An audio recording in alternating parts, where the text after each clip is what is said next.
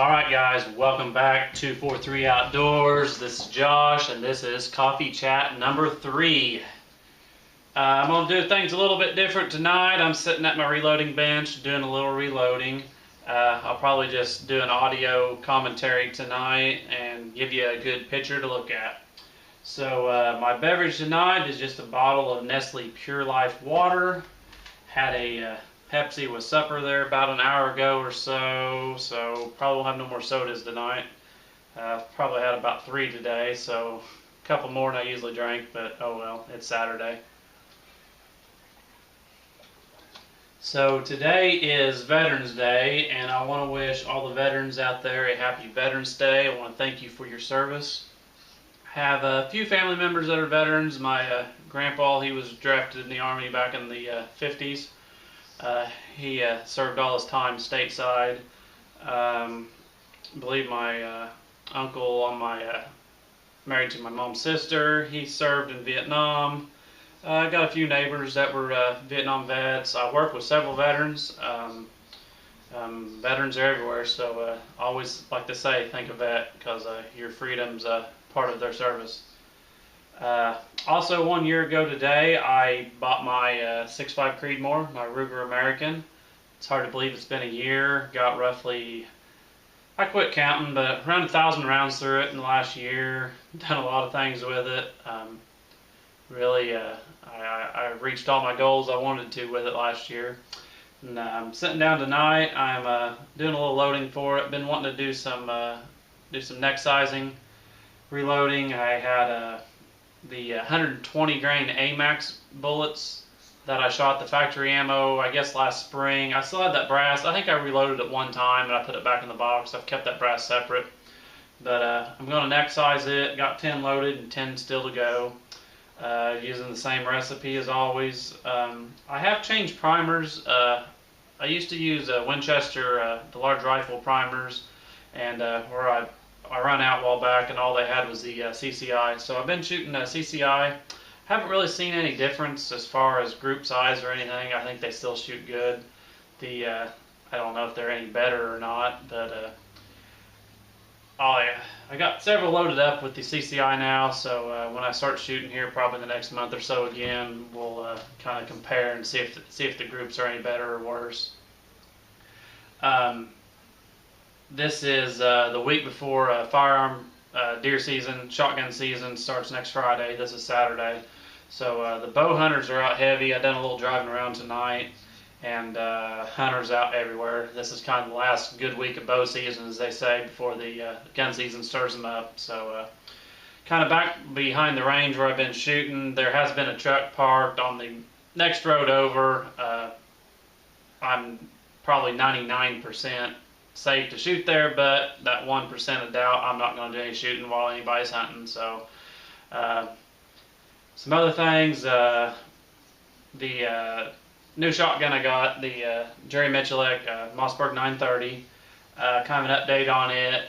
After I bought it, the initial video where I shot testing the ammo, the clay pigeon shoot, I shot the following weekend a little bit. I think I ran a total of 450 rounds through the gun, and I started getting a lot of malfunctions, and that is to be expected with this gun. It's a piston gun, and that piston gets gummed up. I had one malfunction. It was on the last round. It was kind of a failure to eject during the clay pigeon shoot, and I don't know the round count. It's probably around the 300 round mark or so, and I had one, it locked back, but it didn't spit the shell out. So it wasn't really no big deal. The following Saturday after that shoot, I shot 100 rounds that day through it, and it was getting where it wasn't quite going back into battery. The piston wasn't quite going back home all the way, and I was getting some light primer strikes. Any round that the first round always shot, but it was always the second round after it cycled. It wasn't quite going back into battery. So it was right at, I believe, 450 rounds was where I was at. So I took the gun completely apart. I cleaned everything up, got it looking like brand new. I have not shot it, but it cycles and it cycles very smooth. So it's back up and going. There's no doubt about that. I believe it was last Monday. My neighbor, he's a big gun guy, Vietnam vet. We'd been talking about a month ago, and we was just talking about guns, and I said something about my dad would love to shoot a 500 Smith & Wesson. And there's a gun range about 45 minutes away that has a rental range, and they usually have the 500 up in their case, and for $20 you can shoot 5 rounds through it. And the last couple times I've been up there, I haven't seen it because they said they was out of ammo for it, so they pulled the gun off. But we was talking about that, and he knew a guy that he's good friends with, and I've actually had some of this guy's guns here. But he showed up last Monday with his 500 Smith & Wesson and a bag full of ammo, and said, "Go have fun with it." So I think we just shot it. I shot it 7 times. My dad shot it 5 times, and I caught my brother later, and he shot it once. So shot it 13 times. I'm not going to shoot all his ammo, so I may get some produce here next day or two, maybe like a watermelon or pineapple, something like that, and try to do some slow motion footage, watch the destruction that this gun can do. I bought a box of 50, I think 325 or 350 grain soft points for them, so kind of as a thank you for letting me borrow it. So I'm going to send some bullets back with them. I don't know if they have a die. The loads I'm shooting are reloads, so if I can come up with a die, I may even do some reloading for them. I've got powder, I got some H110 and primers, so I got everything, so I can load some up for them if they want me to. But that gun is it's a gun you love, but you also hate it. I mean, it is so cool how big it is. It's a smile maker for sure, but boy, it's got some pop to it. It will sting your hand. I couldn't see probably going out and shooting more than probably 15 or 20 rounds with it at a time, because that's about all you need. We'd shot about, let's see, it's probably about 4 to 4:30 in the afternoon. And before I went to bed that night, I knew I'd shot it. I mean, I won't say my hand hurt, but I knew I'd done something with it. And the next morning, it kind of felt like maybe you'd been bowling the night before. You haven't bowled for a while. It wasn't sore, but like I said, you knew you shot it. But that is a very cool gun. Like I said, I'm going to try to make at least one more video with it. It's a ton of fun. So on Halloween, we had a terrorist attack in New York. I did a little video, I guess kind of a rant about it. Kind of disappointed the media, but I knew exactly what would happen. And then we had this Texas attack last Sunday at the church. And the media backed down off of it because a good guy with a gun showed up, and it kind of ruined their agenda. They like to politicize every tragedy, and they quite didn't have the opportunity like a normal, and I hate saying normal because it seems like they happen so often anymore, but it's a tough situation, but a good guy with a gun showed up. Tomorrow is probably going to be one of the most heavily armed Sundays in American history, I have a feeling, because everybody that has a gun or a gun permit will probably be packing tomorrow. So I just hope and pray that no one tries anything tomorrow or has no accidents, or I hope everybody's very professional about it. Don't know much else to tell you. Like I said, after this little hunting season winds down a little bit, I'm going to try to get out and do some shooting. Got a whole bunch of milk jugs and other things to shoot at.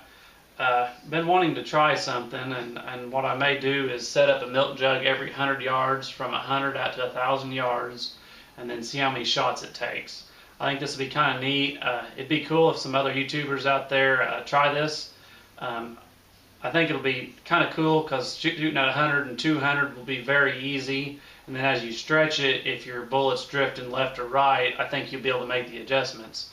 I don't look to do it in 10 shots. I guess it'd be kind of like golf. That'll be a perfect score, but you know, I don't see any reason why 14, 15 shots couldn't do it pretty easily, and maybe even less. I don't know. You know, 0 to 5, 600 shouldn't be much trouble, but I don't know. It's something I've been thinking about. So anybody that has access to 1,000 yards, save you up 10 milk jugs, and we'll maybe do a little internet competition, see what we can do. It'll kind of be a booger to film because you're going to be at multiple distances, but that new picture camera I got, it'll zoom in enough. I think I'll be able to film it all from the shooting table. But that's something I've been thinking about. don't really have anything else to tell you guys. Still kind of working quite a bit of hours during the week, and I guess playing on the weekend, kind of like always. So any comments or questions, leave them below. I'll try to answer them. Oh, one more thing. I have started an account on vidme.